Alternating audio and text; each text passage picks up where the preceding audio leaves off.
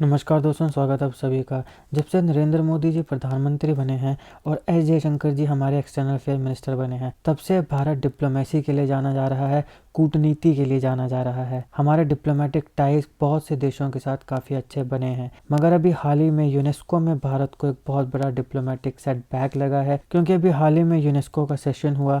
वहाँ पे Asia Pacific group के ऊपर वोटिंग हुई और वहाँ पे पाकिस्तान जीत गया और पाकिस्तान ने भारत को यूनेस्को में पछाड़ दिया। तो इस टॉपिक को हम इस वीडियो में अच्छे से विस्तार से कवर करने वाले हैं और अंत में हम देखेंगे यूनेस्को से रिलेटेड सारे इंपॉर्टेंट जीके फैक्ट्स। तो आपको काफ़ी चीज़ें सीखने को मिलेंगे। आप इस वीडियो को अंत तक देखिएगा। चैनल पर नए हो तो सब्सक्राइब अवश्य करिएगा। Politics, economy, GK, geography, science, environment, ecology की तमाम वीडियोज़ के लिए एक बार हमारी प्लेलिस्ट को जरूर चेक करिएगा। चलिए शुरुआत करते हैं। देखिए, अभी हाल ही में यूनेस्को, जिसकी फुल फॉर्म है united nation educational, scientific and cultural organisation, ये यूएन की एक ऑर्गेनाइजेशन है। यूएन की जितनी भी ऑर्गेनाइजेशन है उन सारों के हेडक्वार्टर्स को मैंने एक अलग वीडियो में कवर किया है। अगर आप चाहें तो देख सकते हैं, उसका लिंक मैं डिस्क्रिप्शन बॉक्स में दे दूंगा। यूनेस्को की फुल फॉर्म काफ़ी इंपॉर्टेंट है, इसको ध्यान में रखिएगा। United nations educational, scientific and cultural organisation. तो अभी हाल ही में पेरिस में यूनेस्को का 218वां सेशन हुआ। यहाँ पे इनकी मीटिंग हुई, जहाँ पर एशिया पैसिफिक ग्रुप के ऊपर इलेक्शंस हुए। खासकर इसका जो एग्जीक्यूटिव बोर्ड है उसमें वाइस चेयर की पोस्ट के लिए इलेक्शन हुए। इस इलेक्शन में काफ़ी देशों के रिप्रेजेंटेटिव खड़े थे, जिसमें पाकिस्तान भी था और हमारा प्यारा भारत भी था। अब हैरानी की बात यह है कि हमारे डिप्लोमेटिक टाइज अच्छे होने के बावजूद भी पाकिस्तान जो है वो जीत जाता है और भारत हार जाता है। पाकिस्तान का जो रिप्रेजेंटेटिव होता है उसको 38 वोट्स मिलते हैं, जबकि भारत को मात्र 18 वोट्स मिलते हैं। ये लेस देन 50% वोट्स मिलते हैं और इसकी वजह से पाकिस्तान जो है वो जीत जाता है और भारत हार जाता है। भारत को इतने कम वोट मिले, ये एक बहुत बड़ा सेटबैक है इंडियन डिप्लोमेट्स के लिए जो यूएन में बैठे हैं, क्योंकि जैसा मैंने कहा कि भारत अपनी डिप्लोमेसी के लिए ही जाना जाता है। चाहे वो रशिया और यूक्रेन के बीच के वॉर की डिप्लोमेसी हो या फिर हमास और इसराइल के बीच में जो भी चल रहा है वहाँ पर डिप्लोमेसी हो, इन चीज़ों को मैंने अच्छे से कवर किया है। इसराइल और हमास के बीच का युद्ध और रशिया और यूक्रेन का युद्ध, यूएसएसआर से रिलेटेड भी सारे इंपॉर्टेंट एमसीक्यूज को मैंने कवर किया है, देख लीजिएगा। डिस्क्रिप्शन बॉक्स में आपको सारी वीडियोस मिल जाएंगी।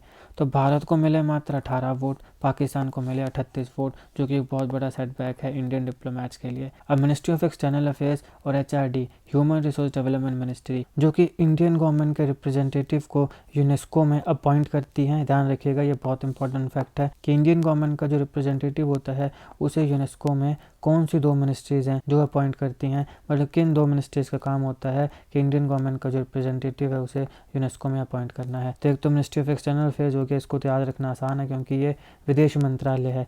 तो एक्सटर्नल अफेयर्स हो गया और उसके साथ साथ एचआरडी मिनिस्ट्री भी होती है, तो ध्यान रखिएगा। तो अब यहाँ पे जो 2 मिनिस्ट्रीज़ हैं ये पूरे के पूरे रीजन्स को असेस कर रही हैं कि क्या रीज़न रहा हमारी डिफीट का यूनेस्को में। अब इंडिया के जो रिप्रेजेंटेटिव है यूनेस्को में, विशाल शर्मा, इनसे पूछा गया है कि भैया बताइए क्या रीज़न रहे जिसकी वजह से हम ये इलेक्शन हार गए। 50% से भी कम वोट हमें यहाँ पे मिले हैं। अब देखो, पाकिस्तान तो बहुत खुश है ऑब्वियसली। तो पाकिस्तान ने एक स्टेटमेंट दी जिसमें उसने जितने भी फॉरेन ऑफिस हैं उन्हें ग्रेटिट्यूड एक्सप्रेस किया और जितने भी यूनेस्को के मेंबर स्टेट्स हैं उन सारों को धन्यवाद किया जो ओवरवेलमिंग सपोर्ट पाकिस्तान को मिला है और पाकिस्तान का जो कैंडिडेचर है उसके ऊपर जो भरोसा यूनेस्को के मेंबर्स ने किया। अब हम कुछ इंपॉर्टेंट फैक्ट्स को देखते हैं यूनेस्को से रिलेटेड। यूनेस्को की full form united nation educational, scientific and cultural organisation. ये एक स्पेशलाइज एजेंसी है यूनाइटेड नेशंस की। जैसे मैंने पहले भी कहा कि यूएन की जितनी भी एजेंसीज उन सारों के हेडक्वार्टर्स को मैंने एक अलग वीडियो में कवर किया है, उसको जरूर देखिएगा, उसका लिंक मैं आपको डिस्क्रिप्शन बॉक्स में दे दूंगा। इसका काम क्या है, यूनेस्को का काम क्या है? यूनेस्को का काम है पीस बिल्ड करना, शांति लेकर आना। कैसे? इंटरनेशनल कोऑपरेशन से, अलग अलग कंट्रीज जो इसके मेंबर्स हैं उन सारों के बीच में कोऑपरेशन करके पीस लेकर आना, शांति लेकर आना। अब कोऑपरेशन होगी तो किस किस चीज़ में होगी? तो नाम से ही पता चलता है, एजुकेशन में होगी, साइंस में होगी और कल्चर में होगी।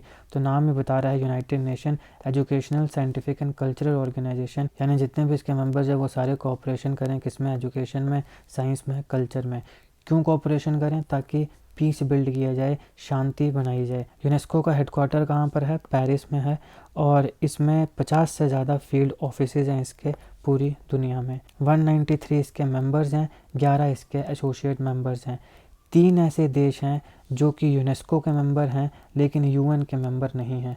उनका नाम है कूक आइलैंड्स, निue और पैलेस्टीन। फिर 3 ऐसे देश हैं जो यूएन के मेंबर्स हैं लेकिन यूनेस्को के मेंबर्स नहीं हैं। तो वो आते हैं इसराइल, लिechtenstein और यूनाइटेड स्टेट्स। तो तो ये ध्यान रखना आपने, ये सवाल पूछा जा सकता है। 3 यूनेस्को के मेंबर जो यूएन के मेंबर नहीं हैं। अब ये यूएन के साथ क्यों कंपैरिजन हो रहा है, क्योंकि ये यूएन की ही एक स्पेशलाइज्ड एजेंसी है। तो 3 यूनेस्को के मेंबर जो यूएन के मेंबर नहीं हैं, कुक आइलैंड, न्यू और पैलेस्टीन। 3 यूएन के मेंबर्स जो यूनेस्को के मेंबर्स नहीं हैं, इसराइल, लिechtenstein एंड यूनाइटेड स्टेट्स। इसको 16 नवंबर 1945 में बनाया गया था। इसका पहला सेशन जो है वो ऑब्वियसली पेरिस में हुआ था, जहाँ इसका हेडक्वार्टर है। कब हुआ था? 1946 में। तो 45 में बनाया गया, 46 में इसका पहला सेशन जो है वो बैठता है। ऑब्जेक्टिव्स क्या हैं? Attaining quality education for all, सारे लोगों को क्वालिटी एजुकेशन मिले।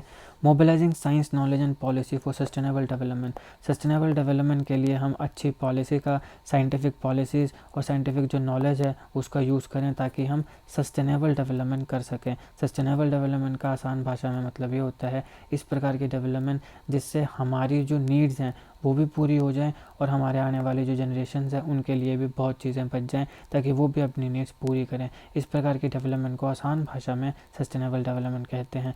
तो सस्टेनेबल डेवलपमेंट के लिए हम साइंटिफिक नॉलेज का और साइंटिफिक तरीके से नॉलेज के ऊपर बनी पॉलिसीज़ का यूज़ करें। फिर addressing emerging social and ethical challenges, जो भी सोशल और इथिकल चैलेंजेस बढ़ रहे हैं उनको कैसे एड्रेस किया जाए। देन आता है fostering cultural diversity, inter culture dialogue and culture of peace. हम इस प्रकार का कल्चर बनाएं जिसमें एक दूसरे की जो कल्चर है उसको सम्मान किया जाए, कल्चरल डाइवर्सिटी को एक्सेप्ट किया जाए, इंटर कल्चर डायलॉग हों, अलग अलग कल्चर के लोग एक दूसरे के कल्चर को पढ़ें, समझें, तारीफ़ करें, एक दूसरे के कल्चर की रिस्पेक्ट करें, म्यूचुअल रिस्पेक्ट होनी चाहिए।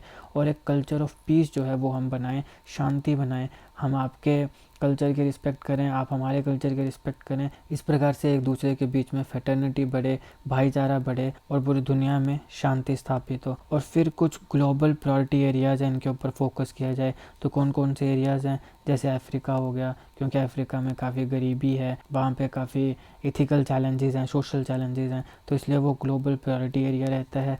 अफ्रीका के साथ साथ जेंडर इक्वालिटी, ये 2 ग्लोबल प्रायोरिटी एरियाज़ हैं। तो इन चीज़ों के ऊपर फोकस करना भी यूनेस्को का एक ऑब्जेक्टिव है। ये था इस लेक्चर का एनालिसिस। आई होप आपको वीडियो अच्छी लगी होगी। अगर आपको अच्छी लगे तो लाइक करिएगा, शेयर करिएगा। Politics, economy, GK, geography, science, environment and ecology की तमाम वीडियोस के लिए एक बार हमारी प्लेलिस्ट को जरूर चेक करिएगा। और जीके करंट अफेयर्स और जीके टिक्स की ऐसी वीडियोस के लिए हमारे चैनल को सब्सक्राइब करिएगा। आपका बहुत बहुत धन्यवाद।